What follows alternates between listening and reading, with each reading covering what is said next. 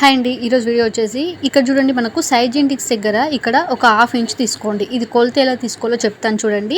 చాలా వరకు అయితే కామెంట్ చేస్తున్నారు, అక్క మీరు ఇక్కడ తీసుకుంటున్నారు కదా కొలత అనేది, అది ఎలా తీసుకోవాలి కొంచెం ఎక్స్ప్లెయిన్ చేస్తూ వీడియో చేయండి అని చెప్పేసి. లాంగ్ వీడియో అయితే కొంచెం మీకు ఎక్కువగా ఎక్స్ప్లెయిన్ చేయడం అనేది అవుతుంది. ఇది చిన్న టెక్నికేనండి. ఇక్కడ చంకబాన్ దగ్గర హ్యాండ్ కుట్ అనేది ఉంటుంది చూడండి. ఇక్కడ జెంటిక్స్ దగ్గర మీకు చూపించాను కదా, వీడియోలో చూపిస్తున్నాను చూడండి. ఇక్కడ నుండి మనకు షేప్ పట్టి కుట్టు అనేది ఉన్నది చూడండి. ఇక్కడ షేప్ పట్టి కుట్టు అనేది ఉంది కదా, ఇక్కడ వరకు మార్కింగ్ చేసుకోండి.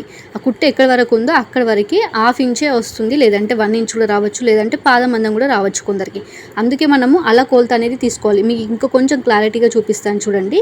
ఇక్కడ మీరు హ్యాండ్ని ఉల్టాగా తీసేసి షేప్ పట్టి ఇలా కనిపించేటట్టు చూసుకోండి. షేప్ పట్టి అనేది మనకు కనిపించాలి.